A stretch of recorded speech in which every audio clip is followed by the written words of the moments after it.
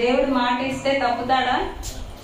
దేవుడు మాట ఇస్తే తప్పడు. బైబిల్ గ్రంథంలో అన్నీ కూడా దేవుడు మనకి ఇచ్చిన వాగ్దానాలు. వీటన్నిటి విషయమై దేవుడు ఎప్పుడు కూడా మాట తప్పడు. కాబట్టి మనం ఏం చేయాలి? దేవుని మాటను నమ్మాలి, దేవుని శక్తిని నమ్మాలి, యేసు దేవుడని నమ్మాలి.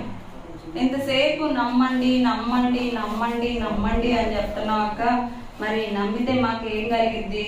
దేవుడు నమ్మటం వల్ల మాకు ఉపయోగం ఏంటిది? దేవుడిని మేము కూడా నమ్మాము, అయితే మా జీవితంలో ఏం జరగట్లేదు ఏంటి?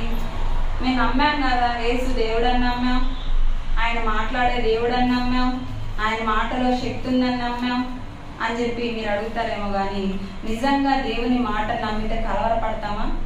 విశ్వసించిన వాడు కలవరపడడు అని చెప్పి దేవుడు మాట్లాడుతూ ఉన్నాడు. ఈరోజు చాలా మంది దేవుడు కార్యం ఎందుకు చేయట్లేదు, అసలు నా జీవితం ఎందుకు మారట్లేదు, నా బ్రతుకు ఎందుకు ఇట్లా ఉంది, అసలు నా జీవితం ఎందుకు ఇట్లా నడిపించబడుతుంది, నాకు ఎందుకు నెమ్మది రావట్లేదు, నేను ప్రార్థన చేస్తున్నాను కదా, బానే భక్తి చేస్తున్నాను కదా, ఆదివారం బైబిల్ తీసుకొని చర్చికి పోతున్నాను కదా, వాక్యం ఎన్నో అయినపోయినా అక్కడ కూర్చొని వస్తున్నాను కదా, మరి ఎందుకు దేవుడు నా జీవితంలో కార్యం చేయట్లేదు అని చాలా మంది అంటా ఉంటారు. అన్నారా లేదా? చాలా మంది అంటారు. దేవునికి స్తోత్రం, హల్లెలూయా అంటారా అనరా? చాలా మంది ఆ మాటను వాడుతూ ఉంటారు. ఏమని? దేవుడు నేను ప్రార్థన చేసినా కానీ కార్యము చెయ్యట్లేదు. నా దగ్గరకు వచ్చి చాలా మంది చెప్తా ఉంటారు, ప్రార్థన చేసే కొద్ది శోధనలు ఎక్కువైతున్నాయి, ఎంత ప్రార్థన చేస్తే అంత శోధన ఎక్కువైపోతుంది, ఎంత భక్తిలో ఉన్నామంటే అంత ఒత్తిడి పెరుగుతుంది, ఏమి చేయనప్పుడు నేను ప్రశాంతంగా ఉన్నాను, భక్తి చేస్తా ఉంటే నాకు అన్ని శోధనలే, నాకు అన్ని శ్రమలే, నాకు అన్ని ఇబ్బందులే, అసలు ఈ భక్తి చేయకుండా ఉంటే బాగుండును, ఈ ప్రార్థన చేయకుండా ఉంటే బాగుండును అని కొంతమంది ప్రార్థన చేయకపోతే ఏదో ఒకటి జరుగుతుంది, వామో ఈరోజు ప్రార్థన చేయలేదు అందుకే దెబ్బ తగిలింది అందుకని ప్రార్థన చేస్తాను అని కొంతమంది అనుకుంటా ఉంటారు. దేవునికి స్తోత్రం, హల్లెలూయా. అయితే ఏంటిది మనం గమనించాల్సింది ఏంటిది? ప్రార్థన చేస్తే కష్టాలు ఎక్కువైపోతాయా? చాలా మంది అలాగే అంటారు. నా దగ్గరకు వచ్చి చాలా మంది చెప్తారు అట్లా, ప్రార్థన చేస్తుంటే ఎందుకో తెలియదు అక్కడ, ప్రార్థన చేస్తుంటే ఒత్తిడి పెరుగుతుంది, ప్రార్థన చేస్తుంటే శోధన పెరుగుతుంది, ప్రార్థన చేస్తుంటే అది పెరుగుతుంది, ఇది పెరుగుతుంది, ఇది పెరుగుతుంది, అది పెరుగుతుంది అని చాలా మంది చెప్తా ఉంటారు. అయితే వాళ్ళకి సమాధానం ఏంటిది? ప్రార్థన చేస్తే అలా జరిగిద్దా? ప్రార్థన చేస్తే ఎప్పుడు అలాంటివి జరగవు. అయితే ఆ మాటలను బట్టి మనం గమనించాల్సింది ఏంటిది అని అంటే, ఆ వ్యక్తి ఏం నమ్ముతుంది? ప్రార్థన చేస్తే శోధనలు వస్తాయి అని నమ్ముతుంది. దేవునికి స్తోత్రం. ప్రార్థన చేసినా తగ్గట్లేదు, ఈ రోగం నేను ప్రార్థన చేసినా తగ్గట్లేదు, ఈ దెయ్యాలు, ఈ దురాత్మలు, ఈ చేతబడి శక్తులు, ఇవన్నీ ఈ ప్రభావం నేనెంత ప్రార్థన చేసినా నాకు తగ్గట్లేదు. ఆ వ్యక్తి ఏం విశ్వసిస్తా ఉంది అని అంటే, తగ్గట్లేదు, తగ్గదు. అంతేనా? ప్రార్థన చేస్తే శోధన ఎక్కువైపోతుంది. నేను భక్తి చేస్తున్నాను, ఈ శోధన ఏ చిన్న శ్రమ వచ్చినా దానికి లింక్ చేస్తారనమాట. అవునా కదా? చాలా సార్లు మనం ఎక్కువగా వాడతాం ఇలాంటి మాటలు. ఏ చిన్న శోధన వచ్చినా, ఏ చిన్న శ్రమ వచ్చినా, అది చిన్నదైనా పెద్దదైనా ఏదైనా కానీ, నేను ప్రార్థన చేస్తుంటే శోధన ఎక్కువైపోతా ఉంది, నేను ప్రార్థన చేస్తా ఉంటే శ్రమల కొలిమి పెరుగుతూ ఉంది, నేను ప్రార్థన చేస్తా ఉంటే ఇబ్బందులు ఎక్కువైపోతా ఉన్నాయి అని చెప్పి చాలా మంది అంటా ఉంటారు. అయితే దానికి ఒక కారణం ఏంటిది అని అంటే, నువ్వు ఏది విశ్వసిస్తావో అదే నీ జీవితంలో జరుగుతుంది. ఏది నమ్మకం ఏంటిది? ఏది నమ్ముతుంది ఏంటిది? దేన్ని నమ్ముతున్నాం మనం? చేస్తే ఎక్కువైపోతుంది, దేవుడు చేస్తాడో లేదు, అయిద్దో కాదో, ఉండిద్దో ఊడిద్దో, బ్రతుకుతాడో పోతాడో, ఏమైద్దో అంతా దేవుడే, ఏమైపోద్దో అంతా దేవుడే, ఉంటాడో ఓడతాడో అంతా దేవుడే, ఆయనే. ఇంక మనం చేయాల్సింది మనం చేసాం, ఇంకేం చేస్తాం? ఇదేమో తగ్గేటట్లేదు, డాక్టర్ లాభం లేదని చెప్పేశారు. ఇంకా లాభం లేదని డాక్టర్లు చెప్పేశారు. ఇంకా వల్ల కాదని డాక్టర్లు చెప్పేశారు. ఇంకా ఉపయోగం లేదని డాక్టర్లు చెప్పేశారు. అయిపోయి అంట, ఇది పోయి అంట, ఇది పడిపోయిందంట, అది పడిపోయిందంట అని చెప్పి దేవుని మీద విశ్వాసం ఉంచుతున్నారా? డాక్టర్ మాటల మీద విశ్వాసం ఉంచుతున్నారా? నమ్మకం దేని మీద ఉంది? డాక్టర్ మాట మీద ఉందా? దేవుని మాట మీద ఉందా? దేవుడు ఏమంటా ఉన్నాడు? నిన్ను స్వస్థపరచు యెహోవాను నేనే. స్వస్థత ఎక్కడుంది? ఎక్కడుంది స్వస్థత? దేవునిలో ఉంది స్వస్థత, ఆయన చేతిలో ఉంది స్వస్థత. హిజ్కియా జీవితంలో మనం చూడొచ్చు, హిజ్కియాకి మరణకరమైన రోగం కలిగిందంట. భయంకరమైన మరణకరమైన రోగం కలిగింది. అప్పుడు హిజ్కియా ఏం చేశాడు? ఏడుస్తా కూర్చున్నాడా? ఇంకా నీకు అయిపోయింది. ప్రవక్త వచ్చి చెప్పేశాడు, ఇక నువ్వు బ్రతుకు దినంలో అయిపోయినాయి, ఇంకా నువ్వు మరణం అయిపోతావు, నీ ఇల్లు చక్కబెట్టుకో హిజ్కియా.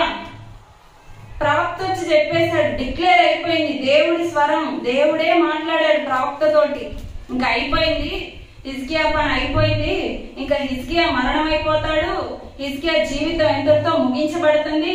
కాబట్టి హిజ్కియా నువ్వు వెళ్ళి నీ ఇల్లు చక్కబెట్టుకో అని చెప్పుకో అని హిజ్కియా దగ్గరికి ప్రవక్తని దేవుడు పంపాడు. అంటే దేవుని వాక్యే కదా అది, దేవుడు మాట్లాడాడు కదా. మాట్లాడినప్పుడు హిజ్కియా ఏం చేశాడు? ఇంకా అయిపోయింది, నాకేమో మరణకరమైన రోగం కలిగింది, భయంకరంగా నేను బాధించబడతా ఉన్నాను. ఆయనకి వచ్చిన జబ్బు ఏంటిది అని అంటే ఇప్పటి భాషలో క్యాన్సర్ వ్యాధి. ఇప్పుడు ఒకవేళ క్యాన్సర్కి మందు ఉందేమో, అప్పుడు కాలంలో మందు ఉందా? క్యాన్సర్ అంటే ఎంత పెద్ద రోగం, అమ్మో క్యాన్సర్ వచ్చిందంట, క్యాన్సర్ అంటే ఇంక బతకదు, ఇంకా లేదు, ఇంకా అవకాశమే లేదు, ఇంకా అసలుకి పనిచేయవు, మందులే లేవు, ఇంకా అయిపోయింది, ఇంకా అయిపోయినాయి అంట, కిడ్నీలు పోయినాయి అంట, అది పోయింది ఇది పోయింది, చాలా రకరకాల మాటలు మనం వింటా ఉంటాం, అవునా కదా? అయితే హిజ్కియాకి ప్రవక్త వచ్చి చెప్పినప్పుడు హిజ్కియా ఇంకా నాకు మరణకరమైన రోగం వచ్చేసింది, నేను ఇంక ఈ రోగంతో చచ్చిపోతున్నాను, ప్రవక్త కూడా దేవుని వాక్కుని తీసుకొని నా దగ్గరకు వచ్చి చెప్పేశాడు, ఇంకెంతటితోటి నా జీవితం అయిపోయింది అనుకున్నాడా? గోడ తట్టు ముఖం తిప్పుకొని దేవునికి కన్నీటితో ప్రార్థన చేస్తే దేవుడు దాటిపోయాడా? దేవుడు విడిచిపెట్టాడా? దేవుడు పక్కకు నెట్టేశాడా? లేదు, నేను మాట అన్నాను, అది ఇంకా జరిగి తీరిద్ది, నీకు ఇక స్వస్థత లేదు, నువ్వు చావే, ఇంకా నువ్వు చావడం తప్ప నీకు పరిష్కారం లేదు, ప్రవక్తను పంపించి మరి నీకు చెప్పించాను కదా హిజ్కియా, నువ్వు ఎందుకు ప్రార్థన చేస్తున్నావు? నువ్వు ప్రార్థన చేయడం వేస్ట్ అన్నాడా? నువ్వు భక్తి చేయడం వేస్ట్ అన్నాడా? నువ్వు ఏడవటం ఇంక వేస్ట్, ఇంక నీ పోయి ఇల్లు చక్కబెట్టుకోమన్నాను కదా నేను, నువ్వు ఏడుస్తావేంటి గోడ తట్టు తిరిగి అని ప్రభు అన్నాడా? అనలా. ప్రభు ఏమన్నాడు? నీవు కన్నీళ్లు విడిచితే నేను చూసి తిని నీ ప్రార్థన నేను అంగీకరించి ఉన్నాను, నేను నిన్ను బాగు చేస్తాను. హల్లెలూయా, హల్లెలూయా. ఏమన్నాడు? బాగు చేస్తాను అన్నాడు. దేవుడు హిజ్కియాని స్వస్థపరిచాడు. అప్పటితో ఆ క్షణంతో అయిపోవాల్సిన జీవితాన్ని 15 సంవత్సరాలు పొడిగించాడు. దేవునికి స్తోత్రం, హల్లెలూయా. దేవుడు ఏదైనా చేస్తాడండి. హిజ్కియా జీవితంలోనే కాదు, 12 ఏళ్ల నుంచి రక్తస్రావం కలిగిన స్త్రీని దేవుడు తాకలేదా? ముట్టలేదా? బాగు చేయలేదా? ఎంతో మంది వైద్యుల దగ్గరికి తిరిగి ఉంటది, ఎన్నో డబ్బులు పోసి ఉంటది, ఎంతో ప్రయాసపడి తిప్పలు పడి నానా తిప్పలు పడి ఉంటది. స్వస్థత కలిగిందా? కలగలేదు. కానీ ఆమె ఏం నమ్మింది? ఆయన వస్త్రపు చెంగు మాత్రం ముట్టినా స్వస్థత కలిగింది అని నమ్మింది. కాబట్టి యేసయ్య వస్త్రం ముట్టింది, స్వస్థత పొందింది. దేవునికి స్తోత్రం, హల్లెలూయా. మనం ఏది నమ్ముతామో, ఏది విశ్వసిస్తామో, ఏది తలంచుకుంటామో అదే మన జీవితంలో జరిగింది. యోబు విషయంలో యోబు భక్తుడు అంటాడు, యోబు గ్రంథంలో మనం చదివితే ఉంటది ఆ మాట, ఏది వచ్చిద్దని నేను భయపడ్డానో అదే నా మీదకి వచ్చేసింది. మనం ఏదనుకుంటామో పద్దాకలు ఏదనుకుంటామో అదే వచ్చేసింది. మా నాయనమ్మ అనిందని ఇందాక చెప్పాను, ఏమనింది? వీడు చస్తే బాగుండు, వీడు లారీ గుద్దిందని, కబురు రావట్లేదు, వీడు ఎగిరిపడి చచ్చాడని కబురు రావట్లేదు అని పదే పదే పదే వీడు మారతాడనే మాట కన్నా ఎక్కువ అదే మాట నా చెవికి పడేది. ఆ మాటను బట్టి నేను చాలా బాధపడేదాన్ని. మా నాన్న ఎందుకు ఇలా అంటుంది, మా అమ్మ కూడా లేరు కదా, మా నాన్న ఎందుకు ఇలా అంటుంది, మా నాన్న చచ్చిపోవాలని కోరుకుంటుంది, ఎందుకు అని నేను అట్లా చాలాసార్లు బాధపడ్డా. పద్దాకులు ఇంకదే మాట. మా నాన్న తాగొచ్చాడంటే అదే మాట, వీడు మారుతాడు, వీడికి మంచి రోజులు వస్తాయి, వీడు పచ్చగా ఉంటాడు, వీడి పిల్లలతో వీడు సంతోషంగా సజావుగా వీడి జీవితం సాగిద్ది అన్న మాట నా చెవులతో నేను ఎప్పుడు కూడా వినలేదు. దీనికి దేవుడే సాక్షి. ఆ పద్దాకులు ఒకే మాట, అదే మాట, అదే మాట, అదే మాట, అదే మాట. ఒకరోజు కబురు రానే వచ్చింది. అన్నది జరిగిందా లేదా? ఎన్నడు లారీ గుద్దిద్దో లేదో అనే ఎన్నడు లారీ గుద్ది సచ్చాడనే మాట నిజంగా లారీ కింద పడే మా నాన్న చనిపోయాడు. మన మాటలో అంత పవర్ ఉంది, మన తలంపుల్లో అంత పవర్ ఉంది. మనం ఏది తలంచుతామో అది మన మీదకి వచ్చేటట్లుగా దేవుడు చేస్తాడు. దేవునికి స్తోత్రం. మనం ఏది తలంచుకుంటామో అదే మన జీవితంలో జరిగింది, అదే మన జీవితంలో కార్యం దాల్చింది. ఎప్పుడు చూసిన నెగిటివ్ తలంపులు, నెగిటివ్ ఆలోచనలు, ఎప్పుడు చూసిన వ్యతిరేకపు ఆలోచనలు ఏదైనా జరిగితేమో, ఏమైనా అయిపోతాడేమో, మా అబ్బాయికి ఏదైనా అయిపోయితేమో, మా అమ్మాయి మంచిగా వెళ్ళిద్దో కాలేజీకి మధ్యలో ఏమన్నా చేసిద్దేమో, ఏమో ఏమో ఏం చేసిద్దో, ఏమైద్దో, ఎలా ఉండిద్దో, ఏందో ఏందో ఏందో ఈ ప్రశ్న మనల్ని భ్రష్టులుగా చేసింది. కాబట్టి ఎప్పుడు మనం ఏం పలకాలి? విశ్వాసపు పలుకులు పలకాలి, నమ్మాలి. దేవుడిని నమ్మితే పలుకుతామా? ఇప్పుడు ఒక అధికారి మనకు తెలుసు అనుకోండి, అక్కడికి వెళ్తే పని అయింది అని బాగా గట్టిగా చెప్తాం. అధికారి మీద నమ్మకం, మనవాడు, అధికారి మనకు సంబంధించిన వాడు, వెళ్తే పని అయింది అని నమ్మకం ఉన్నప్పుడు మనం ఏం చెప్తాం? ఎల్లు, అయిందో కాదు అని చెప్తామా? నువ్వు వెళ్ళు, నా పేరు చెప్పు, చేస్తాడు పో, అయిపోయింది పో అని అంటామా లేదా? మరి దేవుడిని నమ్ముతున్నాము, మరి దేవుడు మాట ఇచ్చినప్పుడు, దేవుడు మాట్లాడుతున్నప్పుడు ఆ మాటను ఎందుకు నమ్మము? ఎందుకు చేయడు? దేవుడు కార్యం ఎందుకు చేయడు? దేవుడికి అసాధ్యమైనది ఏదైనా ఉందా? ఆయనకి సమస్తము సాధ్యమే. దేవుడికి అసాధ్యమైంది ఏది లేదు. నువ్వు వెతికి వెతికి వెతికి వెతికి తీసినా గానీ దేవుడికి అసాధ్యమైనది ఒక్కటంటే ఒకటి కూడా లేదు. ఆయన సమస్తము సాధ్యపరచడానికి సమర్థుడు. అవునా కదా? దేవునికి స్తోత్రం. హల్లెలూయా, హల్లెలూయా. గట్టిగా చెప్తాం, చప్పట్లు కొట్టి దేవుని నామాన్ని మహిమపరుద్దాం. సమర్థుడా కాదా? దేవుడు సమర్థుడా కాదా? శక్తి గలవాడా కాదా? స్వస్థపరిచే దేవుడా కాదా? ఆయన చేతిలో స్వస్థత ఉందా లేదా? ఇదిగో నా గాయాలలో స్వస్థత, ఇదిగో స్వస్థత అని దేవుడు చెప్తుంటే మనం ఎటు చూస్తున్నాం? డాక్టర్ చెప్పిన మాటలకు వెళ్ళి చూస్తున్నాం, వ్యతిరేకంగా ఉన్న రిపోర్ట్లకి వెళ్ళి చూస్తున్నాం, వ్యతిరేకంగా ఉన్న పరిస్థితులకు వెళ్ళి చూస్తున్నాం. అప్పులోడు వచ్చి రేపు మొత్తం సామాన్లన్నీ బయటేసేస్తాడు, ఇంకా మనం ఈ అప్పుల్లో నుంచి బయటపడం, ఇంకా మన పరువు బజార్ను పడిపోయింది, ఈ అప్పుల్లో నుంచి ఇంకా బయటపడేదే లేదు, ఇంక ఈ అప్పుల్లోనే మునిగి మునిగి మునిగి ఇంకా మన పని అయిపోయింది, ఇంకా మనం అసలుకి బతకటం వేస్ట్, చచ్చిపోతే పోయింది అని అప్పులు ఉన్నాయని చచ్చిన వాళ్ళు లేరా? చచ్చిన వాళ్ళు ఉన్నారా లేరా? ఉన్నారు కదా. దేవుడు అసాధ్యమైన వాటిని సుసాధ్యం చేసే దేవుడు. దేవునికి స్తోత్రం. హల్లెలూయా. అప్పులు తీర్చడం దేవునికి సాధ్యం కాదా? దేవుడు తలుచుకుంటే ఒక భిక్షగాడిని లక్షాధికారిని చేయగలుగుతాడు, ఒక లక్షాధికారిని భిక్షగాడిని కూడా చేయగలుగుతాడు. ఒక రోజులో భిక్షగాళ్ళు అయిన వాళ్ళు లేరా సమాజంలో? ఒక్క దెబ్బలో వాళ్ళ స్టార్ తిరిగిపోయిందిరా, తిరగబడిపోయిందిరా వాళ్ళ జీవితం. వింటున్నారా లేదా సమాజంలో? దేవుడు తలుచుకుంటే అట్లాగా చేయగలరు. లోపల అంటారు కదా, తిమ్మిని బమ్మిని చేయగలడు, బమ్మిని తిమ్మిని చేయగలడు అని చెప్పి. దేవుడు ఏదైనా కానీ చేస్తాడు. ఆయన చేయలేని అప్పులు ఉన్నాయా? ఉన్నాయా? తీర్చడా? తీర్చగలదు. అయిదో కాదు ఏమో, ఏంది తీర్చేది?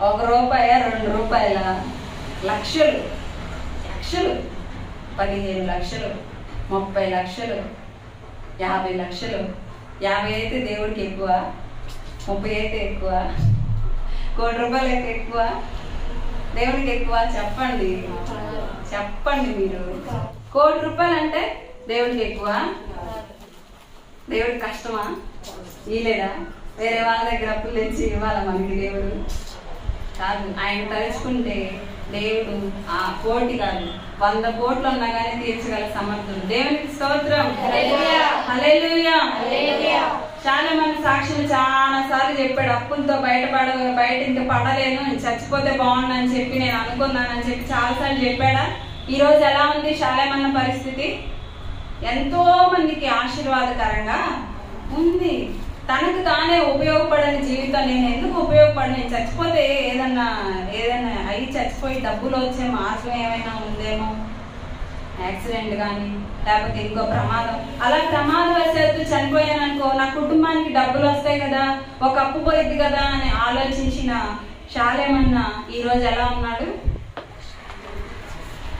అవునా కదా ఒకరోజు నేను ఎవరు పెడతారా ఎవరు అన్నం పెడతారా ఎవరు ఆశ్రయం ఇస్తారా ఎవరు మమ్మల్ని చేరదీస్తారా ఎవరు మాకు దిక్కెవరా అసలుకి దిక్కెవరు మాకు అని చెప్పి చాలాసార్లు అనుకున్నాను నా జీవితం అట్లాగ అయిపోయిందా చచ్చిపోతే పోయిందా అసలు నా బతికి ఎందుకు అసలు నా బతికి ఎందుకు నాది ఒక బతికేనా నేను బతుకుంటాం అవసరం అసలుకి చాలా దారుణమైన పరిస్థితి ఇక ఆలోచించుకొని చచ్చిపోతే పోయింది కదా అసలు నా ఒక బతికేనా అసలు నాకు బతికేనా వాళ్ళ మీద ఆధారపడి బతికే బతుకు అసలు బతికేనా అది ఎందుకు అసలు ఈ బతుకు ఎందుకు అసలు బతకాలి ఎందుకు బతకాలి నేను ఎవరికి ఉపయోగం నా బతుకు వల్ల ఎవరికి ఉపయోగం వీళ్ళకి ఉపయోగం అని ఏమైనా ఉందా ఏం లేదు ప్రయోజనం లేదు ఉపయోగం లేకుండా దేవుడు అన్నట్టు చేశాడు ఎందుకు చేశాడో కూడా దేవుడు తెలుసో లేదో అనుకునేదాన్ని కానీ దేవుడు అలాగే ఆ బ్రతుకును అట్లాగే ఉంచాడా ఆ బ్రతుకు అలాగే ఉండిపోయిందా ఆ కష్టాలు అట్లాగే ఉన్నాయా వేరే వాళ్ళ దగ్గర వెళ్ళి వాళ్ళ ఇల్లు అని ఎదురు చూసే పరిస్థితులు అట్లాగే ఉన్నాయా ఈ రోజు మీరు చూస్తా ఉండొచ్చు కొంతమందికి దేవుడు అన్నం పెట్టేటట్లుగా దేవుడు నన్ను ఆశీర్వదించాడు ఒకప్పుడు అందరు ఎవరు పెడతారా ఎవరు ఆ ముద్ద ఒక్క ముద్ద అన్నం కోసం ఎదురు చూసిన పరిస్థితి నాది కానీ ఈ రోజు నేను పెట్టేటట్లుగా దేవుడు చేశాడు దేవునికి స్తోత్రం ఇప్పుడున్న పరిస్థితి అట్లాగే ఉండదండి దేవుడు తలుచుకుంటే దేవుడు మన పరిస్థితి తిప్పేయగలడు దేవునికి స్తోత్రం తిప్పేస్తాడండి నమ్మాలి నమ్మవు కానీ నమ్ముతారా నమ్ముతాం అంటారు బయటికి వెళ్ళాక ఏమంటాం పరిస్థితి చూసినప్పుడు ఏ మాటలు వస్తాయి అవదు ఇది అవదు ఇది కష్టం జరగదు వాళ్ళంతే చెప్తారులే వాళ్ళు చెప్తారు వాళ్ళు చెప్పాలి కాబట్టి అది చెప్తారు అయిద్దా ఇది అయ్యేదా ఇది ఇట్లాంటి మాటలు మాట్లాడుకుంటాం అదే జరిగింది నేను చెప్పనా అదే జరిగింది నువ్వు ఏది విశ్వసిస్తావు అదే జరిగింది నువ్వు ఏది అనుకుంటావు అదే జరిగింది నువ్వు ఏది కలవరపడుతున్నావు అదే జరిగింది నువ్వు ఏది తలంచుకుంటున్నావు అదే జరిగింది నువ్వు అనుకో దేవుడు కార్యం చేస్తాడు అనుకో చేస్తాడు ఈ బాధ నా దగ్గర నుండి తొలగిపోయింది అనుకో ఖచ్చితంగా తొలగిపోయింది దేవుడు నన్ను వాడుకుంటాడు అనుకో దేవుడు నిన్ను వాడుకుంటాడు నేను ఒక సాక్ష్యం విన్నాను మన తల్లి సన్నిధిలోని ప్రార్థన విజయాల సాక్ష్యం ఉంటుంది మీరు కూడా చూసి వినొచ్చు అది వినండి ఒక అమ్మాయి చిన్న వయసు అమ్మాయికి 22 ఏళ్ళు కూడా ఉండొచ్చు 22 సంవత్సరాలు ఆ అమ్మాయి ప్రకాశం జిల్లా కారంచేడు మండలం దగ్గుబాడు గ్రామం ఆ అమ్మాయి మంచిగా తన జీవితం సాగిపోతా ఉంది భర్త 2 పిల్లలు ఇట్లాగే ఉంది అమ్మాయి కూడా ఇదేలాగా ఉంది మంచిగా 2 పిల్లలు భర్త మంచి కుటుంబం సంతోషంగా కుటుంబం సాగిపోతా ఉంది అన్ని జనులుగా ఉన్నారు దేవుని గుర్తెరగలేదు పరిస్థితులన్నీ మంచిగా ఉన్నాయి భక్తి దేవుని పూజ చేసేటప్పుడు ఒంట్లోకి వచ్చింది కదా, అట్లా ఆ అమ్మాయికి ఒంట్లోకి వస్తూ ఉండేదంట. రోజుకొక గుడికి, రోజుకొక వారానికి ఒక పుణ్యక్షేత్రాలకి వెళ్తా అట్లాగా తన జీవితం కొనసాగుతూ ఉంది. అయితే సడన్ గా ఒక రోజు ఆ అమ్మాయికి ఒక బలహీనత ఏర్పడింది. అదేముందిలే అనుకుంది. ఒక రోజు, 2 రోజులు, 3 రోజులు, ఒక నెల, 2 నెలలు, 3 నెలలు, 4 నెలలు, 5 నెలలు, ఇట్లా నెలలు గడిచిపోయింది. బలహీనత తగ్గట్లేదు. హాస్పిటల్కి తిరుగుతా ఉన్నారు, తగ్గట్లేదు. ఒంగోలులో ఒక హాస్పిటల్కి వెళ్ళారంట. వెళ్తే వాళ్ళు రోగం ఒకటైతే ఇంకో రోగం అని చెప్పి మందులు ఇచ్చి పంపించారు. అట్లా ఆ అమ్మాయి జీవితంలో దగ్గరగా 2 సంవత్సరాలు 3 సంవత్సరాలు గడిచిపోయింది. తర్వాత వేరే పెద్ద హాస్పిటల్ వెళ్ళి చెక్ చేయించుకుంటే ఆ అమ్మాయికి బ్లడ్ క్యాన్సర్ అని చెప్పారంట. ఆ అమ్మాయి పరిస్థితి ఏంటంటే అప్పుడు దాకా మంచిగా ఉన్న శరీరం కాస్త బక్క చిక్కిపోతా ఉంది. ఆ అమ్మాయికి రక్తం పోతా ఉంది, రక్తం కలుపుకుంటా ఉంటది, వీడియోలతో సహా ఉంది. దాంట్లో మీరు చూడొచ్చు, ప్రార్థన విజయాల్లో ఉంటది ఆ అమ్మాయి గురించి. ఆ అమ్మాయి రక్తం కప్పుకుంటా ఉంది. ఎంత దారుణంగా కప్పుతుందంటే చూస్తేనే అదొక రకమైన బాధ కలుగుతా ఉంది. అట్లా రక్తం కక్కేస్తా ఉంది. ముక్కులో నుంచి రక్తం, నోట్లో నుంచి రక్తం. అమ్మాయికి బ్లీడింగ్ సమస్య. ఇంకా రక్తం పోతానే ఉంది. దారులు కట్టి పోతా ఉంది రక్తం. భయంకరంగా రక్తం అంతా పోతా ఉంటే అమ్మాయి పరిస్థితి ఏంది? పుక్కెళ్ళు వస్తా ఉంది బ్లడ్. బ్లీడింగ్ ద్వారా బ్లడ్ వెళ్ళిపోతుంది. ముక్కులో నుంచి బ్లడ్ వెళ్ళిపోతుంది, నోట్లో నుంచి బ్లడ్ వెళ్ళిపోతుంది. ఒంట్లో ఉన్న రక్తం అంతా బయటికి వెళ్ళిపోయి ఆ అమ్మాయి చాలా బక్క చిక్కిపోయి, పాలిపోయి, నీరసంగా లెగలేని పరిస్థితిలో, చచ్చిపోయే పరిస్థితిలో ఉంది. అలాంటి స్థితిలో ఉండే తల్లిదండ్రులు ఏం చేస్తున్నారు? భర్త ఏం చేస్తాడు? కొన్నాళ్ళు భరిస్తారు. తర్వాత తల్లిదండ్రులు కూడా దూషిస్తూ ఉంటారు. సాకు వచ్చింది, బతకు వచ్చింది, చచ్చిపోతే బాగుండు, ఈ బాధ చూడలేకపోతున్నాం, ఇప్పటికే ఇన్ని లక్షలైనాయి, చచ్చిపోతే బాగుండు. అసలు ఈ రక్తం కక్కటం, ఆ వాసన, ఆ అమ్మాయి పరిస్థితి మేము అసలు తట్టుకోలేదు, దేవుడు తీసుకుంటేనన్నా బాగుండు అనే పరిస్థితిలో తల్లిదండ్రులు వెళ్ళిపోయారు. భర్త అమ్మాయి బ్రతికొండంగానే ఇంకా అమ్మాయి దేనికి పనికిరాదని చెప్పి ఇంకో వివాహం చేసుకున్నాడు. అమ్మాయి పరిస్థితిని ఆలోచించిన ఒకసారి. అమ్మాయి బ్రతికే ఉంది కదా, చచ్చిపోయిన తర్వాత చేసుకున్నా అదొక ఇది. అమ్మాయి బ్రతికున్నప్పుడే అతను ఇంకో పెళ్లి చేసేసుకున్నాడు. ఒక పక్క అనారోగ్యం, రోజు రోజుకి శరీరం క్షీణించిపోతా ఉంది. రోజు రోజుకి పక్క చిక్కిపోతా ఉంది, నిలబడలేకపోతా ఉంది. ఎంతో మంది మంత్రికుల దగ్గర తిరిగారు, గుళ్ళు తిరిగారు, గోపురాలు తిరిగారు, హాస్పిటల్ అన్నీ తిరిగారు. అయితే దేవుడు ఒకరోజు అమ్మాయిని దర్శించాడు. పెద్ద హాస్పిటల్స్ అన్ని తిరిగారు. ఒకసారి ఇట్లాగే హాస్పిటల్కి వెళ్ళి చెక్ చేయించుకుంటే తగ్గట్లేదని వేరే పెద్ద హాస్పిటల్కి వెళ్ళి చెక్ చేస్తే అమ్మాయికి క్యాన్సర్ బలహీనతే కాదు, కడుపులో గడ్డలు ఉన్నాయి, చెస్ట్ లో గడ్డలు ఉన్నాయి, వీటికి సర్జరీ చేయాలి. సర్జరీ చేస్తే క్యాన్సర్ ఉంది కాబట్టి బ్రతికిద్దో బతకదో. మేమైతే నమ్మకం చెప్పలేము. ఇన్ని లక్షలు అవుతాయి, చేయమంటే చేస్తాం, వద్దంటే తీసుకెళ్ళండి. కానీ మేమైతే నమ్మకం చెప్పలేము, చేయమంటే చేస్తాం, ఆ ప్రయత్నం మేము చేస్తాం అని అంటే డబ్బులు అవుతాయి అన్నారు కదా, ఇంకా తగ్గదు అంటున్నాడు. అది కూడా నమ్మకం చెప్పట్లేదు. ఇంకెందుకు లేదు అని చెప్పి ఆ అమ్మాయిని డిశ్చార్జ్ చేసుకొని ఇంటికి తెచ్చేసారు. ఇంటికి తెచ్చిన తర్వాత బెడ్ మీద పడుకొని దేవుడు ఎందుకు నన్ను ఇట్లా చేశాడు అని చెప్పి ఆ భర్తని, ఆ పిల్లలు దూరంగా ఉంటాం భయపడి. ఆ బ్లడ్ చూస్తే భయం వేసిద్దిగా, మనకు భయం వేసిద్దా ఏదా? ఎవరికైనా రక్తం కారుతా ఉంటే చూడగలుగుతామా? పిల్లలు చూసి దడుచుకొని పక్కకి వెళ్ళిపోయేవాళ్ళంట. పిల్లల దగ్గరికి రాక భర్త దూరం అయిపోయి వేరే ఆమెను పెళ్లి చేసుకొని తల్లిదండ్రులు దూషిస్తా, తనకు తనే ఉపయోగపడని జీవితం గడుపుతా, భయంకరంగా రోధిస్తా మూలుగుతా ఉంటే దేవుని స్వరం వినపడిందంట. ఏమనంటే, నిన్ను స్వస్థపరచు యెహోవాను నేనే అని చెప్పి దేవుడు మాట్లాడాలంట. రక్తస్రావం గల స్త్రీ గురించి దేవుడు మాట్లాడు. 12 ఏళ్ల రక్తస్రావం కలిగిన స్త్రీని నేను స్వస్థపరిచాను, నిన్ను కూడా నేను స్వస్థపరుస్తాను, నీ రక్త దార కడుతుంది అని చెప్పి దేవుడు చెప్పాడంట. దేవుని స్తోత్రం. దేవుని మహిమపరచాలి. గట్టిగా దేవుడు మాట్లాడాడంట. మాట్లాడితే సరే దేవుడు మాట్లాడాడు కదా అని ఇదో కాదా అనుకుంటే అయ్యారా? అమ్మాయి అనుకుందంట దేవుడు నన్ను కొడతాడు, ఆ అమ్మాయి అనుకుందంట దేవుడు నన్ను తాకాడు, ఆ అమ్మాయి అనుకుందంట దేవుడు నన్ను స్వస్థపరిచాడు. ఈ జీవితం నా దేవునికి అంకితం, ఈ జీవితం నా దేవునికి అంకితం చేస్తాను. దేవుడు నన్ను బాగు చేస్తాడు, నేను దేవుని పని చేస్తాను. దేవుడు నన్ను బాగు చేస్తాడు, నేను దేవుని కొరకు బతుకుతా. దేవుడు నన్ను బాగు చేస్తాడు, ఇంకిక్కడి నుంచి నా బ్రతుకు దేవుని కొరకే. మనుషుల ప్రేమలు నాకు అర్థమైంది, మనుషుల బంధాల యొక్క విలువ నాకు అర్థమైపోయింది. పిల్లల, భర్త, తల్లిదండ్రుల, అక్క చెల్లెల అన్నీ చూశాను, అయిపోయింది, అంత అర్థమైపోయింది.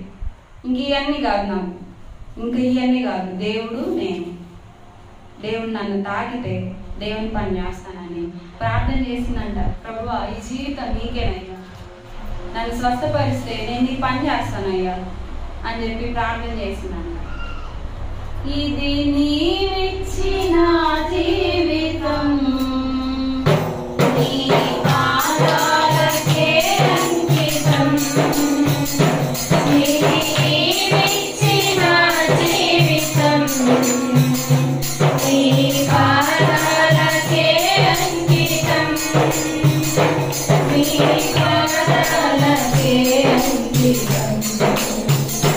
నీ పాదాలకే అంకితం. జీవితం ఎవరి కోసం? భర్త కోసమా? భార్య కోసమా? పిల్లల కోసమా? వాళ్ళ కోసమే బతుకుతున్నావా? తల్లిదండ్రుల కోసమా? లేకపోతే వెండి బంగారాలు కూడబెట్టుకోవడం కోసమా? ఆస్తులు అంతస్తులు కూడబెట్టుకోవడం కోసమా? ఎందుకు జీవితం? దేవునికి అంకితం చేయాలి. మనం దేవుని సృష్టి, దేవుని వలన మనం కలిగాము, దేవుని ద్వారా మనం ఈ భూమి మీదకి వచ్చాము. దేవుని పని చేయాలి అని సరైన తీర్మానం చేసింది కాబట్టి దేవుడు ఆమెను ఏం చేశాడో తెలుసా? ఆమెను స్వస్థపరిచాడు, ఆమెకు స్వస్థత కలిగింది. దేవునికి స్తోత్రం. ఇప్పుడు ఆ అమ్మాయి ఎంత మందిని రక్షించిందో తెలుసా? దాదాపుగా 1500 మందిని రక్షించింది. 1500 మందిని రక్షించింది ఒక్క అమ్మాయి. భర్తకి పనికిరాని అమ్మాయి, నాకు ఇది పనికిరాదు, నాకు పనికిరాదు, అసలు దీనివల్ల నాకు ఉపయోగం లేదు, ఎందుకు నాకేమైనా తీర్చిద్దా, వండి పెట్టిద్దా, నాకేం చేసిద్దా, ఎన్నాళ్ళని నేను ఎట్లాగా పనికిరాదు, పక్కనే చేశాడు, వేరే పెళ్లి చేసుకున్నాడు. తల్లిదండ్రులు చచ్చిపోతే పోయింది కదా అని ఎదురు చూశారు. పిల్లలు చూసి భయపడి పారిపోయారు. అన్నీ చూసింది, అర్థమైపోయింది. అందరూ వదిలేశారు. దేవుడు వదిలిపెట్టాడా? దేవుడు చెయ్యి వదిలేశాడా? దేవుడు చంపేశాడా? దేవుడు లేకుండా చేశాడా? మనిషిని మరుగు చేసేసాడా? మట్టిలో కలిపేశాడా? చెయ్యలేదు. సజీవంగా ఉంచాడు.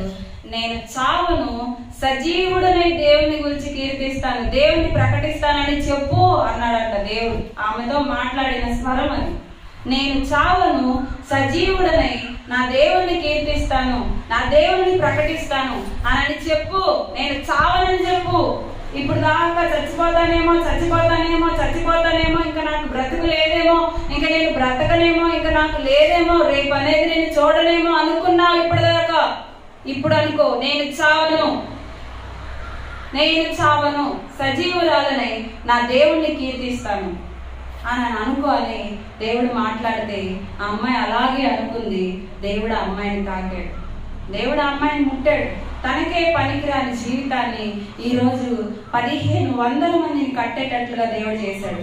ఆ 1500 మందిలో ఎంతమంది త్రాగుబోతులు ఉండుంటారు, ఎంతమంది వ్యభిచారులు ఉండుంటారు, ఎన్ని కుటుంబాలు పతనమైపోతా ఉండుంటాయి, ఎంతమంది నాశనం అయిపోతున్న జీవితాన్ని ఒక వ్యక్తి కట్టగలిగింది. ఎవరు? ఒక బలహీనురాలు, ఒక రోగి, ఒక పనికిరాని వ్యక్తి. దేవుడు ఏం చేశాడు? పనికి వచ్చేటట్లుగా చేశాడు. అవునా కాదా? పనికి వచ్చేటట్లుగా చేశాడు. ఎప్పుడు చేశాడు?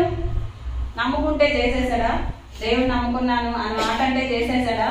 దేవుని మాటను ఉన్నది ఉన్నట్లుగా, చెప్పింది చెప్పినట్లుగా నమ్మింది కాబట్టి దేవుడు ఆమెను స్వస్థపరిచాడు. దేవునికి స్తోత్రం. స్వస్థతే కాదు, అప్పుల, ఆర్థిక ఇబ్బందుల, సమస్యల, శోధనల, ప్రతికూలతల, ఇబ్బందుల, ఏది ఇంట్లో ఒత్తిడా, ఇంట్లో అర్థం చేసుకునే వాళ్ళు ఉన్నారా, ఇంట్లో నేను ఇబ్బంది పెడుతున్న వాళ్ళు ఉన్నారా, నీ పరిస్థితిని సరిగా అర్థం నేను పలకరించట్లేదా, ఇంక ఇంతే అనుకుంటున్నావా, ఇంకా నా భర్త మారడు, అందరిలాగా ఎందుకు ఉండడు, అందరిలాగా నన్ను ఎందుకు అర్థం చేసుకోడు, అందరిలాగా నన్ను ఎందుకు ప్రేమించడు, ఒక సైకోలాగా ఉంటాడేంటి, ఈ సైకోగాడు మారడు అనుకున్నారా లేదా? చాలా మంది నా దగ్గరకు వచ్చి చెప్తే సైకో ఇటు మారడు, ఇటు సైకో మారడు, మంచోడు కాదు, మారడు, అసలు మారడు, మా దేవుడికి కూడా అసాధ్యం ఏంటంటే మార్చడం అంటే మారతారా? కొంతమంది వచ్చి చచ్చిపోవాలని ప్రార్థన చేయమని చెప్తారు. ఈ నరకం నేను పడలేకపోతున్నాను, ఇటు సావాలని ప్రార్థన చేయండి. మనుషుల మైండ్లు అట్లా ఉంటాయి అన్నమాట. బాగుంటే బతికుండాలి, బాగుండాలి, మంచిగా అనుకుంటారు. అదే పని రాలేదనుకో సావాలని ప్రార్థనలు చేస్తారు. సావాలని ప్రార్థన చేయొచ్చా? సావాలని చేయకూడదు. నేను బ్రతుకుతాను, నన్ను బ్రతికించు, నేను నీ పని చేస్తానని ఈయన బాగు చేయి, ఈయన నేను ఇద్దరం కలిసి నీకు పని చేస్తామని ప్రార్థన చేయి. ఈ రోజు నుంచి చేయబోని నమ్ము, పరిపూర్ణంగా నమ్ము, సందేహాలు పెట్టుకోమాక. సందేహించే వాళ్ళు ఏం చేస్తారు? పేతురు మంచిగా నేల మీద నడుస్తా ఉన్నాడు. యేసు ప్రభుని చూసాడు, నేను కూడా నేల మీద నడుస్తానని చెప్పి మంచిగా దేవుని చూసుకుంటూ అడుగులు వేస్తా ఉన్నాడు. నేల మీద నడవడం అంటే చిన్న విషయమా? చిన్నది కాదు, అది గొప్పది, గొప్ప కార్యం అది. దిగాడు, దేవునిలాగే నడుస్తా ఉన్నాడు. మధ్యలో ఏం చేశాడంటే పక్కనున్న అలలను చూశాడు, పక్కనున్న గాలిని చూశాడు, పక్కనున్న వాతావరణం అన్నింటినీ చూసి ఏమనిపించింది? నీకు వెంటనే మునిగిపోతానేమో అని భయం వేసింది. అప్పుడేమైంది? మునిగిపోయాడు. అవునా కదా? మునిగాడా, తేలాడా, నడిచాడా? చెప్పండి, మీకు తెలీదా? మీరు చాలా సార్లు ఇదే ఉంటారు. ఏమయ్యాడు? మునిగిపోయాడు. కాబట్టి మనం ఏం చేయాలి?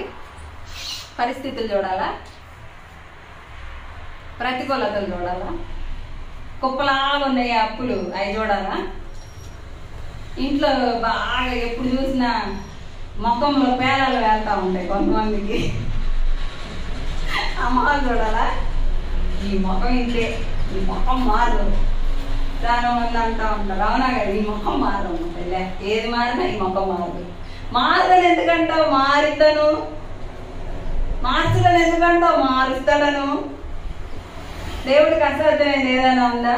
పౌలు కన్నా గొప్ప హింసకుడా మీ భర్త, లేకపోతే భార్య, లేకపోతే ఇంకొకళ్ళు? పౌలు ఏం చేశాడు? సంఘానికి కీడు చేశాడు, సంఘానికి హాని కలిగించాడు. ఏం చేశాడు? సంఘాన్ని హింసించాడు. పౌలుకి ఒక టైటిల్ ఇచ్చింది బైబిల్ గ్రంథం. ఏంటిదో తెలుసా? సౌలుగా ఉన్నప్పుడు బైబిల్ ఒక టైటిల్ ఇచ్చింది. ఏంటంటే హింసకుడు, దూషకుడు, హానికరుడు. వీడు హానికరుడు, హింసకుడు, వీడు దూషకుడు, ఈ నోదెత్తే బూతులే, చండాలుడు, భయంకరుడు అని చెప్పి సమాజం, బైబిల్ గ్రంథం కూడా చెప్పేసింది. 3 టైటిల్స్, గొప్ప టైటిల్స్. కష్టమైందా మార్చడం? సంవత్సరాలు పట్టిందా? నెలలు పట్టిందా?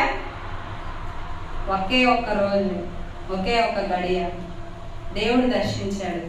సౌలు పౌలుగా మారాడు. భర్తలు మారరా? పిల్లలు మారరా? తమ్ముళ్ళు మారరా? అన్నలు మారరా? నువ్వు మారవా? అందరు మారినా నేను మాత్రం మారనంటారా?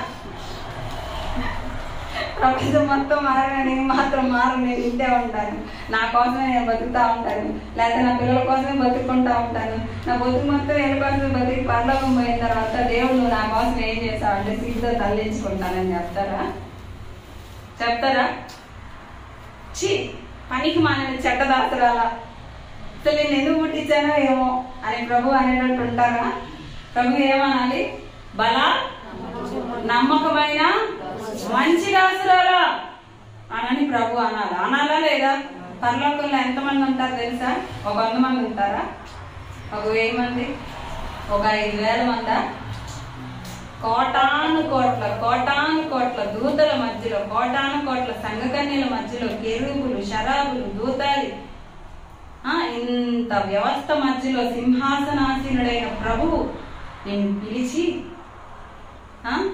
నీకు బహుమానం ఇస్తాడు. అప్పుడు యేసన్న గారు పాడవాడు, ఏమౌదునో నేనేమౌదునో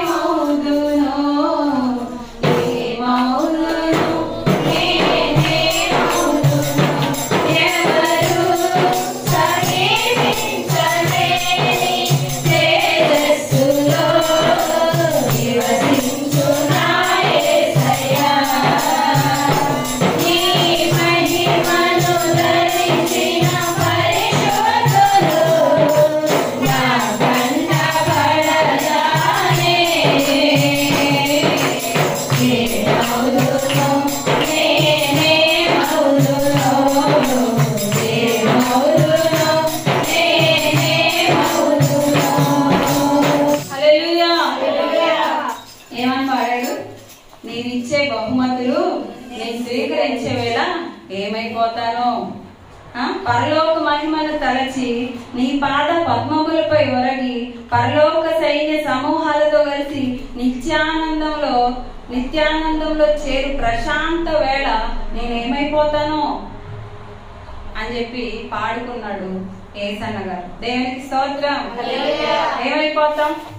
దేవుడు అంతమంది ముందర మనల్ని కొనియాడే రోజు ఒకటి ఉంది. అంతమంది ముందర మనల్ని దేవుడు చూసి అసహించుకుంటే మన పరిస్థితి ఏంటి ఆలోచించండి.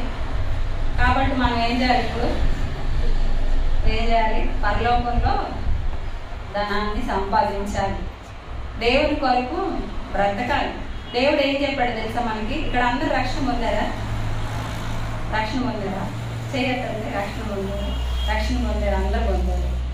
పొందలేదా? ఇద్దరు రక్షణ పొందలేదా? దేవుడు ఏం చెప్పాడు తెలుసా?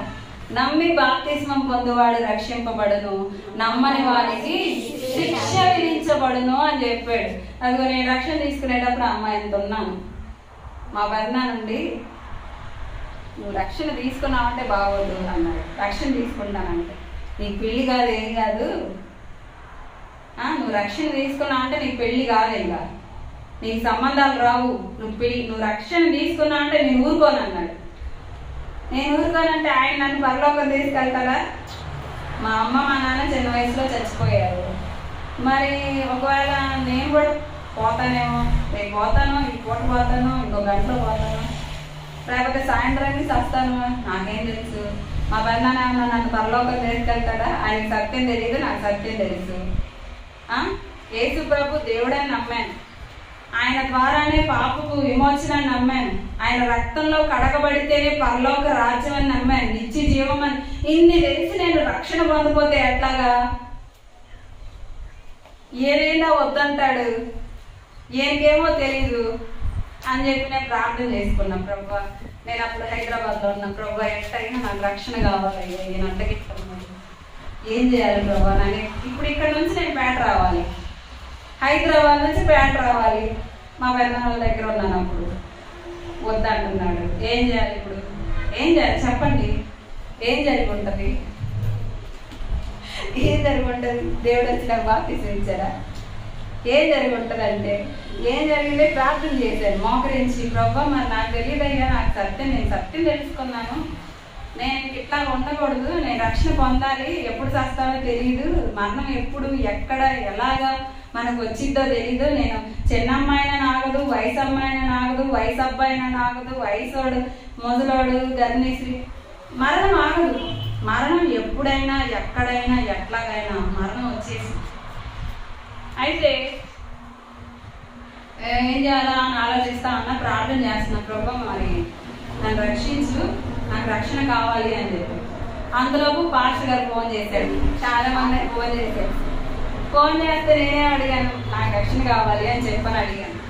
అడిగితే ఎందుకు రక్షణ, నీ చిన్న వయసు కదా, నీకు రక్షణ ఎందుకు అన్నాడు. కాదు, నేను రక్షణ పొందాలి, చిన్న వయసు అని లేకపోతే యవనస్తురాలని మరణం ఆగిపోయిందా? మరణం ఎప్పుడైనా ఎక్కడైనా ఎలాగైనా మరణం వచ్చేసింది కదా, మరి నాకు సత్యం అర్థమైంది, నేను బురదైందని తెలుసు, ఇప్పుడు ఒంటికి బురదైందని తెలుసు, బురదైందిలే, ఏమైందిలే బురద అయితే అనుకుంటే కడుక్కోవాలి కదా. నాకు అర్థమైంది బురదైందని, నాకు అర్థమైంది నేను కడగబడాలని. నేను కడగబడకపోతే నాకు నిత్య జీవ ప్రాప్తి లేదని నాకు అర్థమైంది. నాకు రక్షణ ఇస్తారా ఎవరా అని చెప్పాను. సరే ప్రార్థన చేసుకో ప్రభు చిత్తం అని అన్నాడు. అంటే ప్రార్థన చేస్తా ఉన్నా. మరి నేను అక్కడి నుంచి రావాలి, మరి ఎట్లాగ వస్తాను చెప్పండి. ప్రార్థన చేస్తా ఉంటే మా వల్ల అస్సలు పూర్తి వ్యతిరేకి, మాలలు వేసుకుంటాడు, భయంకరమైన విగ్రహాలు, అస్సలు ఇష్టం ఉండదు. ఏం చేయాలా అర్థం కావట్లా. డిసెంబర్ నెలలో ఇస్తారు బాప్తిస్మాలు, బాగా జరిగింది. ఆ టైంలో అడిగాను నేను అక్కడికి వెళ్ళాలి. ఆ టైం కల్లా నేను అక్కడ ఉండాలని ప్రార్థన చేస్తా ఉన్నాను. ఒక లారీలో తీసుకెళ్తారు అందరు రక్షణ పొందాల్సిన వాళ్ళందరినీ. వాళ్ళు తీసుకెళ్ళి అక్కడ అందరికి ఒకే రోజు ఇస్తారు. బాగుంటుంది, పండగలాగా ఉంటుంది. అయితే తీసుకోవాలి, ప్రార్థన చేస్తున్నా. మా పెద్దమ్మంతా అంటున్నాడు కాళ్ళు ఎర్రగొడతా అంటున్నాడు. రక్షణ అంటే కాళ్ళు ఎర్రగొడితే నీకు అంటున్నాడు. ఏం చేయాలా అని ప్రార్థన చేసుకుంటా ఉంటుంటే దేవుడు ఎవరిని కదిలించాడు తెలుసా? ఎవరిని కదిలించాడు? మా పెద్దన్న. మా పెద్దనాన్ని కదిలించలేదు, ఎక్కడో ఉన్న లాయర్ని కదిలించాడు. అంటే మా నాన్నకి యాక్సిడెంట్ జరిగింది కదా. యాక్సిడెంట్ అయినప్పుడు కేసు ఫైల్ అయింది. కేసు ఫైల్ అయితే ఆ లాయర్ ఫోన్ చేశాడు అర్జెంటుగా, ఈ నైట్ బయలుదేరి రేపు పొద్దున కల్లా మీరు ఇక్కడ ఉండాలి, రేపు బాప్తిస్మాలు, రేపు పొద్దున కల్లా మీరు ఇక్కడికి రావాలి అని చెప్పాడు. కరెక్ట్ గా బాప్తిస్మాల టైంకి కోర్టులో వాయిదా, మేము వెళ్ళాలి, నాయనమ్మ నేను మా తమ్ముళ్ళు వెళ్ళాలి. సరే అంతవరకు తీసుకెళ్ళిన దేవుడు రక్షణ దాకా తీసుకెళ్ళడా ఏంటి అని చెప్పి ప్రార్థన చేస్తా ఉన్నాం. ముందర అక్కడి నుంచి బయటపడాలి. బయటపడ్డాను, మా బంధం వాళ్ళ దగ్గర నుంచి బయటపడిన తర్వాత పేటకు వచ్చి ఇంకో తీసేపట్లో కోటం స్టార్ట్ అయింది. వాక్యం చెప్తారు. వాక్యం అయిపోయిన తర్వాత బాప్తిస్మాలు. ఇంకో తీసేపట్లో అదనంగా మేము కారు వచ్చింది, వ్యాన్ వచ్చింది, లాయరే పంపిస్తుంది.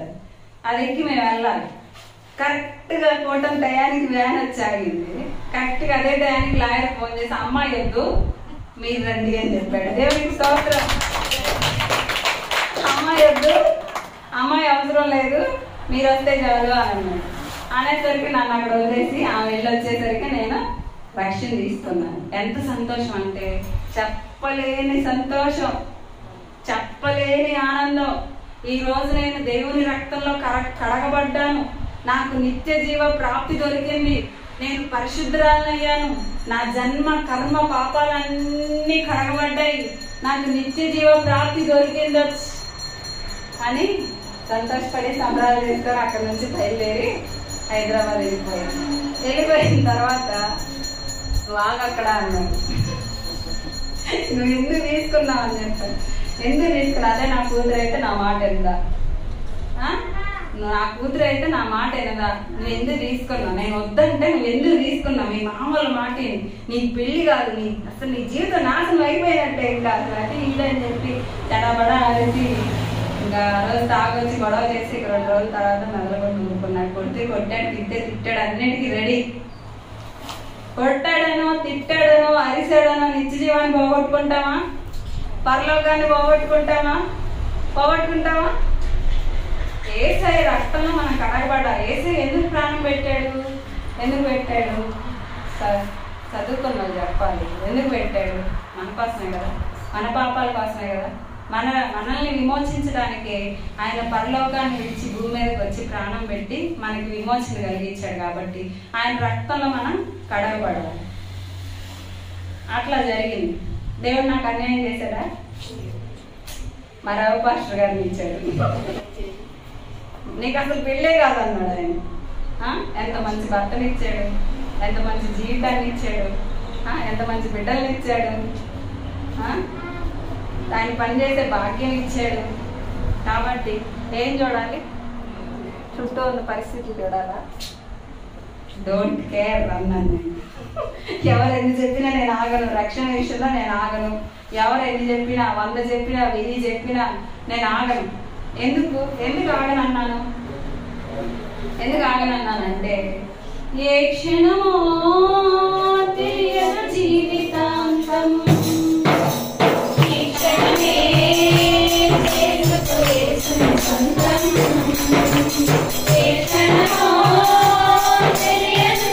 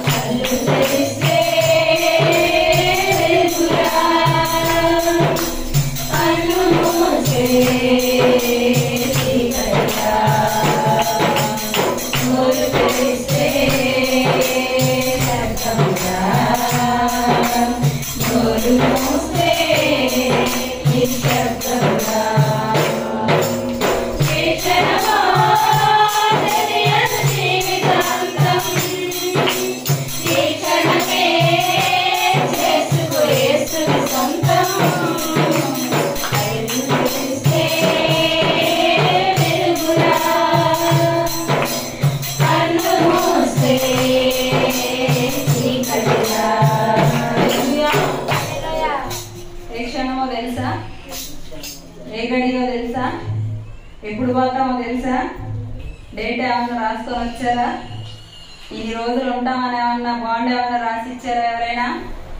ఎవరు సత్యం అర్థమైంది కాబట్టి ఇంకా ఆలస్యం చేయటం వ్యర్థమని అర్థమైంది కాబట్టి వెంటనే నాకు రక్షణ కావాలి. ఎవరు నన్ను కొట్టినా పర్లా, తిట్టినా పర్లా, నాకు పెళ్లి కాకపోయినా పర్లా, నన్ను ఏం చేసినా పర్లా, నేను రక్షించబడాలి. నేను వేసే బిడ్డగా మారాలి. ఆయన రక్తంలో నేను కడగబడాలి. నమ్మి బాప్తిస్మం పొందిన వాడే రక్షించబడతాడు. నమ్మితే ఏం చేయాలి? నమ్మితే యేసుప్రభు దేవుడు అని చాలా మంది నమ్ముతారు. దేవుళ్ళందరిలో యేసుప్రభు కూడా దేవుడే అని నమ్ముతారు. దేవుడు కూడా నమ్ముతాయి యేసు దేవుడని. నమ్మినంత మాత్రాన్ని సరిపోయిద్దా? నమ్మితే ఏం చేయాలంటే నమ్మితే రక్షించబడాలి, రక్షణ పొందాలి. రక్షణ పొందితేనే మనకి నిత్య జీవ ప్రాప్తి కలుగుతుంది. కాబట్టి రక్షణ పొందాలి. మా పిల్లలైతే మాకు 2 పిల్లలు, వాళ్ళైతే 11 సంవత్సరాలకి ఒకళ్ళు, 10 సంవత్సరాలకి ఒకళ్ళు రక్షణ పొందారు. ఏమన్నారు తెలుసా? రక్షణ ఇప్పుడే కాదు అని అంటే 11 ఏళ్లే కదరా, నీకు 10 ఏళ్లే కదరా, రక్షణ ఇప్పుడు కాదురా, తర్వాత తీసుకోరా అంటే ఇప్పుడు కాదా, తర్వాత నాకుందా మమ్మీ, తర్వాత నాకుందా, రేపు నాకుందా, నేను చచ్చిపోయి నరకానికి పోయాను అనుకో దానికి నువ్వే లెక్క చెప్పాలి అని అన్నాడు వాడు. నేను చచ్చి నరకానికి పోయాను అనుకో దానికి నువ్వే బాధ్యురాలివి అనేది ఆ అమ్మాయి. ఇంకా అందుకని తీసుకోండి. భయం వేసింది, ఆ మాట వినంగానే భయం వేసింది నాకు. నిజమే కదా, చిన్నపిల్లలకి అర్థమైపోయింది బ్రతుకు విలువైంది. చిన్నపిల్లలకి తెలిసిపోయింది జీవితం ఎంత అల్పమైందో. వాళ్ళే వచ్చి అడిగారు కాబట్టి మా పిల్లలిద్దరికి చిన్న వయసులోనే రక్షణ అనేది ఇవ్వడం జరిగింది. కాబట్టి పాపినని అర్థమైన తర్వాత ఆలస్యం చేయటం అవసరమా? యేసు ప్రభు రక్తంలో కడగబడితే నేను నిత్య జీవం అర్థమైన తర్వాత ఆలస్యం చేయటం అవసరమా? అవసరం లేదు. కాబట్టి నమ్మి ఏం చేయాలి? నమ్మి బాప్తిసం పొందితే మనకేం దొరికింది? రక్షణ. రక్షణ ఎప్పుడు దాకా? భూమి మీద ఉన్నంత వరకా? భూమి మీద ఉన్నంత వరకు కాదు, చచ్చిన తర్వాత కూడా మనకి రక్షణ దొరికింది. లేదనుకో మనం నిత్య నరకంలో చావాల్సి వచ్చింది. అగ్ని ఆరదు, పురుగు చావదు, కాలడి వారికి చావు ఉండదు. కాలడి వారికి చావు లేదు, అగ్ని ఆరదు, పురుగు చావదు. భయంకరమైన యాతన, అక్కడ ఏడుపు, అక్కడ పళ్ళు కొరుకుతా ఉంటారు. భయంకరమైన నరక యాతన మన కొరకు ఎదురు చూస్తా ఉంది. ఈ భూమి మీద ఉన్న స్వల్పకాలపు జీవితం శాశ్వతం కాదు. ఇక్కడ మనం 11 ఏళ్ళే బతుకుతామేమో, 12 సంవత్సరాలే బతుకుతాయేమో, 20 సంవత్సరాలే బ్రతుకుతాయేమో. ఇంతటితో మానవ సృష్టి అంతం కావట్లేదు. చచ్చిన తర్వాత నుంచి ఒక జీవితం ప్రారంభమైంది. అది యుగ యుగాలు సజీవంగా ఉంటది. అప్పుడు ఎక్కడ ఉంటాం అనేది మనం తీసుకునే తీర్మానం మీద ఆధారపడి ఉంటది. కాబట్టి రక్షణ పొందని వారికి ప్రేమపూర్వకమైన పిలుపు. మీరు రక్షణ పొందాలని మేము ఆశిస్తా ఉన్నాం, మీ కొరకు ప్రార్థన చేస్తా ఉన్నాం. మీరు రక్షణ పొందాలి, మాతో పాటు రేపు నిత్య జీవనంలో ఉండాలి. అర్థమైందా? చెప్పింది అర్థమైందా? తమ్ముడు కూడా కూర్చున్నాడు, అర్థమైందా? రక్షణ మనకి అవసరం. యేసయ్యని నమ్ముకుంటే సరిపోదు, నమ్ముకున్నంత మాత్రాన్ని సరిపోదు. ఆయన రక్తంలో కడగబడాలి. ఆయన నమ్మితే ఏం జరిగిద్ది? రక్షణ కలిగింది. ఆయన నమ్మితే ఏం జరిగిద్ది అంటే అడిగినవన్నీ మనం పొందుకుంటామంట. బైబిల్ గ్రంథం దానికి సాక్ష్యం ఇస్తా ఉంది. మత్తయి సువార్త 21వ అధ్యాయము 22వ వచనము. మరియు మీరు ప్రార్థన చేయనప్పుడు వేటిని అడుగుదురో అవి దొరికినని నమ్మిన ఎడల వాటన్నిటిని పొందుకుంటారు. కొన్నింటిని పొందుతామా? నమ్మితే అన్ని పొందుతాం. అది ఏదైనా కావచ్చు, ఎలాంటిదైనా కావచ్చు, ఎంత పెద్ద సమస్య అయినా కావచ్చు, నువ్వు నమ్మావా, నువ్వు ప్రార్థన చేసావా, నువ్వు అడిగింది నేను ఇచ్చేస్తా. దేవుడు వాగ్దానం అది, నా మాట కాదు. నాకెళ్ళి చూస్తున్నారు, నా మాట కాదు, దేవుని మాట. దేవునికి స్తోత్రం. హల్లెలూయా. కాబట్టి దేవుడు ఏం చెప్పాడు? నమ్మి ప్రార్థన చేస్తే అడిగినవన్నీ చేస్తాడు. నమ్ముకున్నానులే, ఏసని నమ్ముతున్నానులే అని వదిలేస్తే సరిపోయిద్దా? బాగా దేవుడు ఖచ్చితంగా స్వస్థపరుస్తాడు అని నమ్మేస్తే అయిపోయిద్దా? కాదు, ఇంకోటి ఉంది. ఏంటిది అది? ప్రార్థన చేయాలి. ప్రార్థన చేస్తే కార్యం దేవుడు చేస్తాడు. ప్రార్థన చేస్తే కార్యం చేయటం దేవుడు మనకు. హిజ్కియా ఏం చేశాడు? కన్నీళ్లు విడిచి ప్రార్థన చేశాడు. కాబట్టి నీవు ప్రార్థన చేయటం నేను చూశాను, నీవు కన్నీళ్లు విడిచడం నేను చూశాను, నువ్వు ప్రార్థన చేయటం నేను చూశాను, నేను నిన్ను బాగు చేస్తాను అన్నాడు. బాగు చేశాడు. ప్రార్థన చేయకుండా ఉంటే యేసు ప్రభు నమ్మేస్తే సరిపోదు. నమ్మిన వానికి దేవుడు చేసే కార్యం ఏంటిదనంటే అడిగిన అన్ని చేస్తాడు. ఏం చేయాలా? నమ్మిన వాళ్ళు దేవుని అడగటం నేర్చుకోవాలి, దేవునికి ప్రార్థన చేయాలి. సమస్య వచ్చిందా? మొండి సమస్య, గడ్డు సమస్య, బయటపడలేని సమస్య, అప్పుడు ఏం చేయాలి? ఏడుస్తా కూర్చోవాలా? ఒక మూల కూర్చుంటే సరిపోద్దా? లేకపోతే బిల్లు ఒకటి పెట్టుకొని ఏడుస్తా కూర్చుంటే అయిపోద్దా? సమస్యలు తీరిపోతాయా? బాత్రూంలోకి వెళ్ళి ఏడిస్తే అయిపోద్దా? ఏం చేయాలి తెలుసా? నీకు ఎంత బాధ ఉందో, ఎంత వేదన ఉందో, ఎన్ని కన్నీళ్ళు వస్తున్నాయో మనుషులకి ఎవరికి చెప్పుకోలేకపోతున్నావా? దేవుడు ఉన్నాడు. ఆయన పాదాల దగ్గర కూర్చో, ఏడు, మొత్తుకో, కన్నీళ్ళు. దేవుడు దాటిపోతాడా? దేవుడు వదిలిపెడతాడా? దేవుడు పక్కకు నెట్టేస్తాడా? నీ ప్రార్థన నాకు వద్దని పక్కకు పడేస్తాడా? పక్కకు ఎన్నటికీ పడేయడు. నువ్వు చేయాల్సింది ఏంటిదనంటే ప్రార్థన. నమ్మావా? నమ్మితే దేవుడు కార్యం చేస్తాడు. అయితే మధ్యలో ఏం చేయాలి? ప్రార్థన చేయాలి. ప్రార్థన చేసిన వాళ్ళకి అడిగిన వాటన్నిటిని, వేటిని అడుగుదురో అవి దొరుకునని నమ్మిన ఎడల మీరు వాటన్నిటిని పొందుకుంటారు. అది ఎలాంటి ఆశీర్వాదమైనా కావచ్చు, అన్ని పొందుకుంటారని దేవుడు వాగ్దానం ఇచ్చేశాడు. కాబట్టి గొనుగుదామా? సనిగితే బాధలు దిగిపోతాయా? ఏడుస్తా కూర్చుంటే దిగిపోతాయా? జనాలకు చెప్పుకుంటే దిగిపోతాయా? తీరం. ఎవరికి చెప్పుకోవాలి? జీవం కలిగిన దేవునికి. ఆయన సర్వశక్తి గల దేవుడు కనుక ఆయనకి చెప్పుకుంటే ఆయన ఈ పరిస్థితులు మార్చడానికి సమర్థుడు. ఆయన కొరకు ఆయన నమ్మిన వాళ్ళు ఏం చేస్తారో తెలుసా? మనం ఇప్పుడు ఎన్ని విషయాలు చెప్పుకున్నాం? ఏం చెప్పుకున్నా? నమ్మితే విశ్వసిస్తాము, నమ్మితే దేవుని కార్యాలను చూస్తాం, నమ్మితే అడిగినవన్నీ పొందుకుంటాం. నమ్మిన వాళ్ళు అడిగినవన్నీ పొందుకుంటారు, నమ్మిన వాళ్ళు రక్షించబడతారు. అంత మాత్రమే కాదు, నమ్మిన వాని వలన సూచక్రియలు జరుగుతాయనని మార్కు సువార్త 16వ అధ్యాయము 15వ వచనం సాక్ష్యం ఇస్తుంది. 16వ అధ్యాయం 15వ వచనం, సర్వలోకములకు వెళ్ళి సువార్తను ప్రకటించుడి. నమ్మి బాప్తిస్మం పొందువాడు రక్షింపబడును, నమ్మని వారికి శిక్ష విధించబడును. నమ్మిన వాని వలన సూచక క్రియలు కనబడును. ఏవనగా నా నామమున దయ్యములను వెళ్ళగొట్టుదురు, కొత్త భాషలు మాట్లాడుదురు, పాములను ఎత్తి పట్టుకొందురు, మరణకరమైన ఏది తాగినను రోగుల మీద చేతులుంచినప్పుడు వారు స్వస్థత పొందుతారు. ఏం జరిగింది? స్వస్థత పొందుతారు. అవునా కదా? దేవుడే చెప్పాడు ఈ మాట, మనిషి చెప్పిందా? సర్వశక్తి గల దేవుడు చెప్పాడు, జీవం కలిగిన దేవుడు చెప్పాడు. ఏమని చెప్పాడు? నమ్మిన వాని వలన సూచక్రియ జరుగుతాయి. నమ్మిన వాడు అడిగిన అన్ని పొందేసుకుంటాడు. నమ్మిన వాడు, సరిగ్గా దేవుని నమ్మిన వాడు రక్షించబడతాడు. సరిగ్గా దేవుని నమ్మిన వాడు సూచక క్రియలు చేస్తారు. దేవునికి స్తోత్రం. హల్లెలూయా.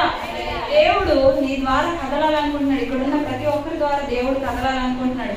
నీ జీవితంలో కార్యం చేయడం కాదు, నిన్ను స్వస్థపరచడం కాదు, నిన్ను ముట్టడం కాదు, నీ పరిస్థితులు బాగు చేయడం కాదు. నువ్వు ప్రార్థన చేస్తే అనేకుల పరిస్థితులు దేవుడు మార్చాలనుకుంటున్నాడు. దేవునికి స్తోత్రం. చప్పట్లు కొట్టి దేవుని మహిమపరచాలి. అర్థమవుతుందా? నమ్మిన వాని వల్ల ఏం జరుగుతాయి?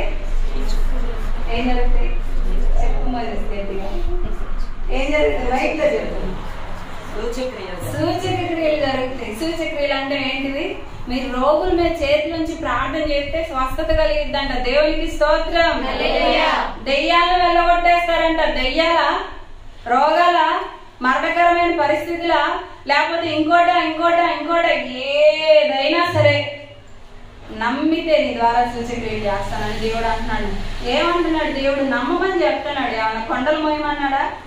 బండలు మోయమన్నాడా? లేకపోతే ఇంకేమన్నా సముద్రంలో పోయి దూకమన్నాడా? చెప్పలా. ఏం చెప్పాడంటే నమ్మితే, దేవుని సరిగ్గా నమ్మితే నీ జీవితంలో కార్యం కాదు, నీ ద్వారా అనేకుల జీవితాల్లో దేవుడు కార్యం చేస్తాడు. దేవునికి స్తోత్రం. హల్లెలూయా. మన అపోస్తలుల కార్యములు 19వ అధ్యాయం 12వ వచనంలో ఆ మాట చూడొచ్చు. 19వ అధ్యాయము 12వ వచనం. అతని శరీరమునకు తగిలిన చేతి గుడ్డలైనను నడికట్లైనను రోగుల వద్దకు తెచ్చినప్పుడు రోగములు వారిని విడిచెను, దయ్యములు కూడా వదిలిపోయెను. హల్లెలూయా. అపోస్తలుల కార్యం 5వ అధ్యాయం 15వ వచనంలో కూడా మనం ఒక మాట చూడొచ్చు. అందుచేత పేతురు వచ్చుచుండగా జనులు రోగులను వీధుల్లోనికి తెచ్చి వారిలో ఎవరి మీదైనను అతని నీడైనను పడవలేనని మంచముల మీద పరుపుల మీద వారిని ఉంచిరి. దేవునికి స్తోత్రం. హల్లెలూయా. ఏం పడాలంట? నీడ. ఇక్కడ అపోస్తలుల కార్యం 19:12లో చేతి గుడ్డలు అంటే చేతి గుడ్డలు అంటే ఏంటిది? దీంతో నేను ఇందాక వేసాను, చెమట తుడుచుకునే గుడ్డకి కూడా దేవుడు విలువ ఇచ్చాడండి. దేవునికి స్తోత్రం. హల్లెలూయా. చెమట తుడుచుకునే మనం వాడే వస్త్రానికి కూడా దేవుడు విలువనిచ్చాడు. ఎవరికి ఇచ్చాడు? ఎవరికి ఒట్టిగానే ఇచ్చాడా? ఒట్టి వాళ్ళకి ఇస్తాడా? నమ్మిన వాళ్ళకి ఇస్తాడు. పౌలు భక్తునికి ఇచ్చాడు. అలాగా పౌలు వస్త్రపు చేతి గుడ్డలు దాటి కొంతమంది రోగులు స్వస్థత పొందారు. పేతురు భక్తుని నీడ పడాలని చెప్పి ఆయన నడుచుకుంటా పోతుంటే ఏం చేశారంట? రోగాలున్నోళ్ళు, దయ్యాలున్నోళ్ళు ఏం చేశారంట? రోగాలున్న వాళ్ళని మంచాలు తెచ్చి రోడ్ల మీద అట్లా వేసేవాళ్ళంట. ఆయన నీడ పడితే స్వస్థపడి లెగిచాడు, దిగ్గున లేచాడు. వాళ్ళ వస్త్రపు చెంగులు వాళ్ళ చేతి గుడ్డలు దాకి స్వస్థత పొందారు. వాళ్ళ నీడలు పడితే స్వస్థత కలిగింది. వాళ్ళు శాసిస్తే స్వస్థత కలిగింది. వాళ్ళు ముడితే స్వస్థత కలిగింది. వాళ్ళు ఏమన్నా దేవుళ్ళ, దైవంలా? మనలాంటి సామాన్య మనుషులే. కాకపోతే వాళ్ళు ఏం చేశారు తెలుసా? భక్తి చేశారు. దేవునికి భక్తి చేశారు. సరిగ్గా దేవుని నమ్మారు కాబట్టి నమ్మిన వాళ్ళ వల్ల సూచక్రియలు జరుగుతాయని మనం స్పష్టంగా లేఖనాల్లో కొన్ని రాసి పెట్టించాడు దేవుడు. నమ్మిన వాళ్ళ వలన సూచక్రియలు జరుగుతాయి. రోగాలు పోతాయి, దయ్యాలు పోతాయి, మరణకరమైన పరిస్థితులు పోతాయి. పోవాలని ఎంతమందికి ఉంది? పరిస్థితులు మారాలని ఎంతమందికి ఉంది? చాలా. ఏ పరిస్థితి అయినా, చదువు రావట్లేదా, లేకపోతే ఇంట్లో ఇబ్బందులు, ఏదైనా కానీ మారాలని ఎంతమందికి ఉంది?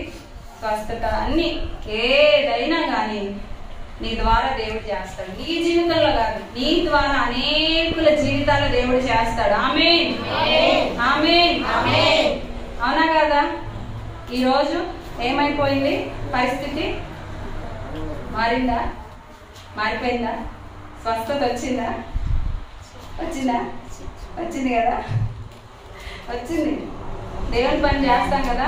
అమ్మాయి అనేది క్యాన్సర్ వ్యాధి ఉన్న అమ్మాయి ఏమనింది? నేను చావను, సజీవురాలని దేవుని స్తుతిస్తాను అని చెప్పు అని దేవుడు అమ్మాయితో అనిపించాడు. ఆ అమ్మాయి ఆ మాట అనింది. ఈ రోజు అదే దేవుడు నీతో కూడా మాట్లాడుతున్నాడు. ఏమన్నా తెలుసా? నేను చావను, సజీవుడనైన దేవుని కీర్తిస్తాను.